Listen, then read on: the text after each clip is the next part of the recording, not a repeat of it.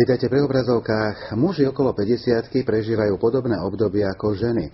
U žien sa tomu hovorí menopauza alebo klimaktérium a u mužov zvykneme hovoriť o andropauze. Práve o tomto ochorení alebo o tomto probléme hlavne budeme hovoriť s našim dnešným hostom, pánom doktorom Romanom Sokolom. Vítaj u nás. Pekný deň. Čo to vlastne tá andropauza je? Už ľudia teda tušia po tom, čo sme povedali, že to má niečo spoločné s hormónmi? Andropauza je ochorenie, ktoré sa vyskytuje u mužov.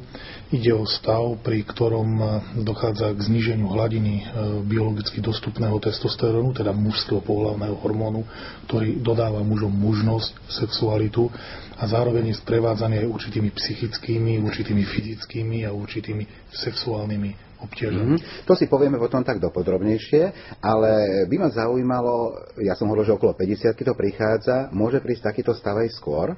Alebo štatistiky čo hovoria, čo je najčastejšie? Štatistiky hovoria, že približne 10% mužov vo veku 50 rokov, 20% mužov vo veku 55 rokov, 30% vo veku 60 rokov trpí nedostatkom testosterónu, teda mužského pohlavného hormónu. S tým, že nikde nie je napísané, že muži, ktorí sú mladší, nemôžu trpeť týmto syndrómom. Si spomenul teda, že približne 10%, ale to znamená, že teraz, keď populácia starne, pretože ľudia sa dožívajú stále vyššieho veku, znamená, že aj tých problematík bude stále viac, alebo ten počet ľudí, ktorí budú mať tento problém, sa zvýši. S týmto absolútne súhlasím. Podľa štatistík populácia naozaj starne. Za najbližších 20-30 rokov mužská populácia zostarne o 7, 8 až 10 rokov. Nám nejde len o predĺženie života, ale ide nám aj o to, aby sme ten život dokázali skvalitniť. Teda naozaj týchto mužov, ktorí trpia problémom andropauzy alebo LOH, Late Onset Hypogonadism, ako je toto ochorenie v odbornej verejnosti nazývané, pribúda. Niekedy sa označuje aj ako PADAM, ako teda skratka. Skratka PADAM znamená Partial Androgen Deficiency in Aging Male, teda čiastočný pokles hladiny androgenov u starnúceho muža. Všetky tieto názvy ako andropauza, LOH, PADAM alebo ADAM sú absolútne rovnocenné a znamenajú ľudovo povedané mužský prechod. To spôsobuje teda nielen sexuálne problémy, ale môže aj spoločenské a partnerské. Keby sme si mali pozrieť na také prejavy, alebo čo je typické u muža v andropauze, čo by to bolo? Napríklad z tých sexuálnych prejavov. Z tých sexuálnych prejavov pre sexuálne prejavy alebo poťaže, ktoré sú typické pri andropauze, je hlavne strata libida. Libido znamená chuť na ženu, chuť na sex. To znamená, muži sú tak ako ženy v prechode málo aktívni. To znamená, nemyslia na pohlavný styk. Jednoducho žena, partnerka ich nepriťahuje. A nielen vlastná, alebo nielen žena, s ktorou žijú celý život, ale ani mladšie ženy nemajú záujem pozrieť si napríklad prelistovací erotický časopis, pozrieť si erotický film. Skrátka strácajú záujem o sex. Ďalším sprievodným príznakom je napríklad pokles počtu ranných erekcií. Muži je absolútne typické a popisované sa ráno, nad ránom majú erekciu. Títo muži nemajú tieto ranné erekcie. A ďalším sprievodným príznakom je erektilná dysfunkcia, ale tu by som povedal porucha erekcie, teda mať tzv. Mäkký penis, alebo penis, ktorý nie je penis nemá takú erekciu, ktorá by bola dostatočná na uskutočnenie pohlavného styku. Ale tu by som rád upozornil, erektilná dysfunkcia a mužský prechod sú dve absolútne odlišné veci, ktoré ale spolu častokrát súvisia v takom zmysle slova, že muži, ktorí majú mužský prechod, mávajú častokrát aj problémy s erekciou.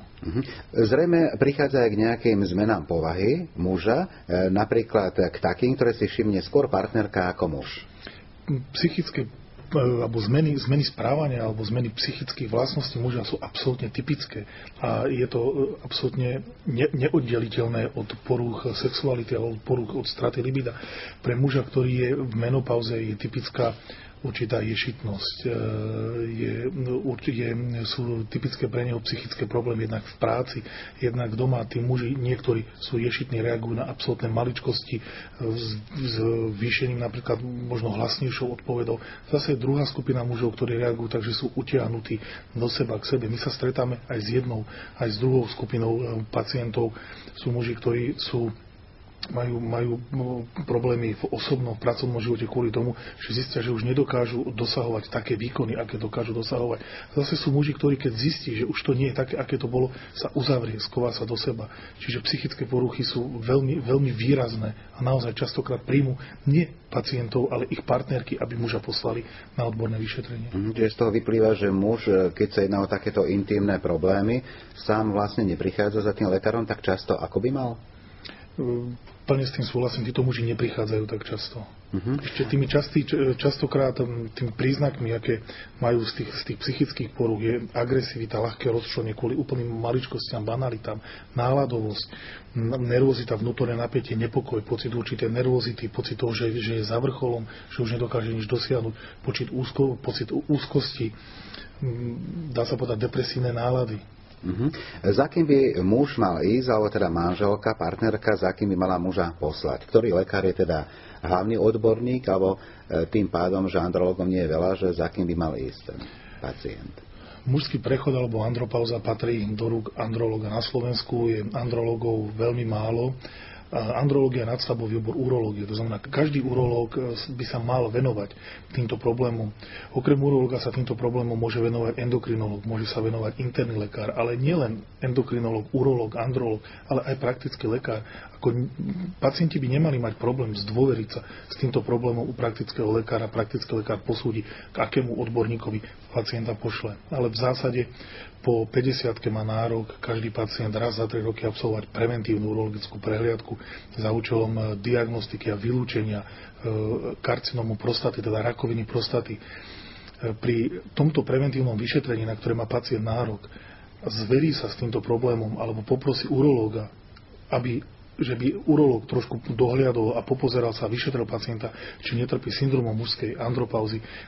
Urológ mu vyjde v ústretí a myslím si, že každý ho veľmi rád vyšetrí a poučí. My vieme, že práve muži bohužiaľ zanedbávajú prevenciu v tejto oblasti, či už sa to jedná o prostatu, alebo teda aj andropauzu, ale iné ochorenia, ženy sú v tom trošku lepšie. Ale ženy zasa môžu poslať toho partnera na vyšetrenie. Ty už si aj čítal z toho dotazníka nejaké veci, ale tam pozeral. Či ten dotazník je tiež jeden z možností, ako by sa priblížilo k diagnostike?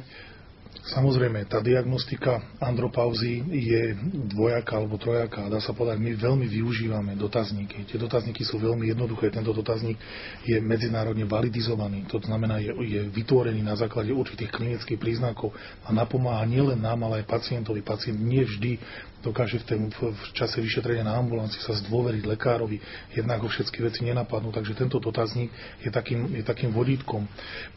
Ten dotazník sa skladá z 3 častí. Jedna časť je, čo sa týka somatických obťaží, to znamená telesných obťaží, lebo pacienti, alebo muži, ktorí trpia andropauzou, sa stávajú obéznejšími, majú zníženú výkonnosť, zníženú telesnú výkonnosť, nielen psychickú, ale telesnú, to znamená, ubúdajú im svaly, rastie im brúško, tak ako ženy v menopauze, tak muži v andropauze jednoducho menia svoju telesnú stránku, čiže ubúdanie pocitu celkového zdravia, jedna otázka bolesti kĺbov, svalov, je to otázka nadmerné potenie. Veľmi veľa mužov k nám príde za to, že sa nadmerne potia a hľadáme príčinu naozaj v andropauze alebo v mužskom prechode.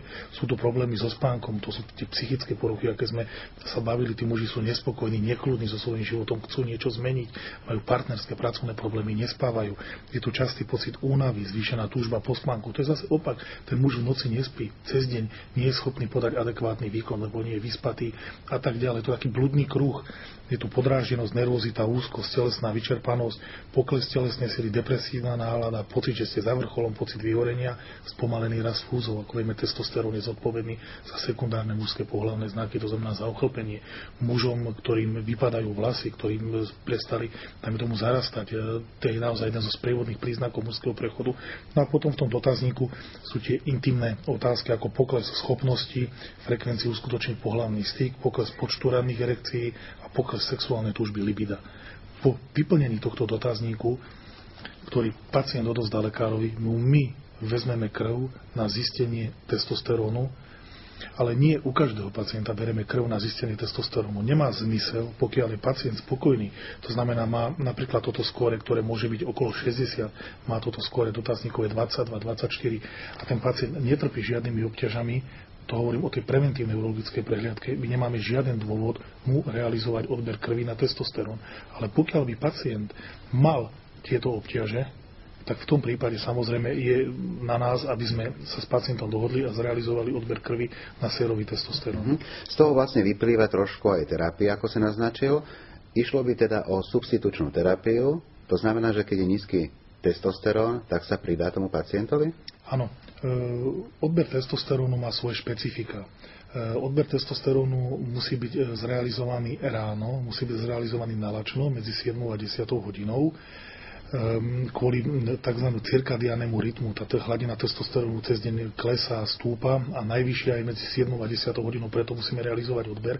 A na to, aby sme mohli pacientovi nasadiť, ako si správne povedal, hormonálnu substitučnú liečbu, musí byť teda náhradu testosterónu, ktorého je málo, musí byť tento odber testosterónu dvakrát nízky. Teda odber krvi realizujeme dvakrát. A po úspešnej diagnóze, teda pokiaľ má pacient zníženú hodnotu biologicky dostupného testosterónu, zníženú hodnotu testosterónu a pozitívny dotazník, to znamená tie obťaže, ktoré ma ho naozaj obťažujú a robia mu zle, my môžeme pacientom zahájiť liečbu.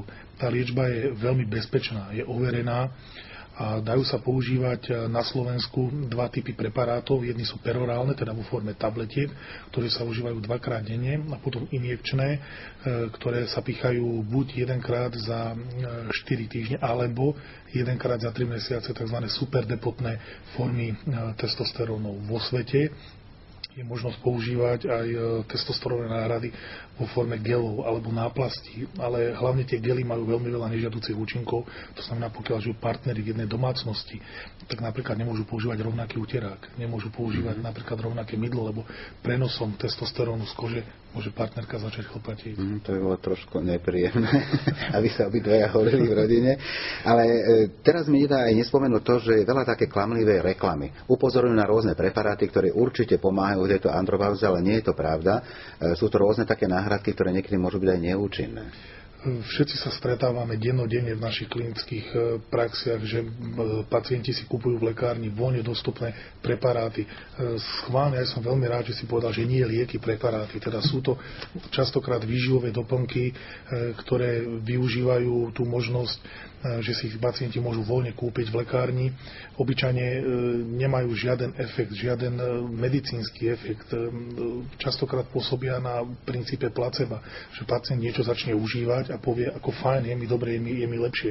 Ale mesiac čo mesiac sa stretáme v našich ambulanciách s lokálne pokročilou rakovinou prostaty alebo s diseminovanou, rozšírenou rakovinou prostaty u ľudí, u pacientov, ktorí užívajú tieto preparáty, ktoré si voľne môžu v lekárni kúpiť. Tým nechcem samozrejme povedať, že nech si tie preparáty nekúpia. Aj placebo má svoj významný vplyv, ale treba sa od tejto kúpe poradiť častokrát s lekárom, alebo pokiaľ nemajú šancu s lekárom, s lekárnikom a poinformovať sa o možnostiach, pokiaľ by ten preparát nezaberie, nech idú k lekárovi, nech absolvujú vyšetrenie testosterónu, vyšetrenie PSA. Samozrejme, tá liečba je teda vynikajúca, s výsledkami dobrými, ako si spomínal. Existuje aj prevencia v rámci andropauzy? Prevencia v rámci andropauzy samotná neexistuje a nie je teda hradená zo zdravotného poistenia, ale to sa dá absolútne jednoducho a elegantne obísť. Každý muž po 50, ako som povedal, má nárok na preventívne urologické vyšetrenie jedenkrát za 3 roky. Muži s pozitívnou rodinnou anamnézou, teda s anamnézou rakoviny prostaty, či už u otca alebo starého otca, by mali začať chodiť po 40-ke, niektoré údaje hovoria po 45-ke jedenkrát za rok. To preventívne urologické vyšetrenie spočíva v objektívnom vyšetrení, v odbere krvi, v dotazníkoch a vo vyšetrení cez konečník a v ultrasonografii. Je veľmi jednoduché buď požiadať lekára, alebo lekár sám dá pacientovi viacero dotazníkov. Na našom pracovisku štandardne používame 3 dotazníky, jeden čo sa týka prostaty, jeden čo sa týka problémov s erekciou a jeden čo sa týka problémov s andropauzou. Pacientovi berieme krv na vyšetrenie, na zistenie rakoviny alebo vylúčenie rakoviny prostaty. Ten pacient príde na kontrolu. Keď príde na kontrolu a uvidíme, že má ten dotazník pozitívny, realizujeme vyšetrenia, o ktorých sme sa bavili.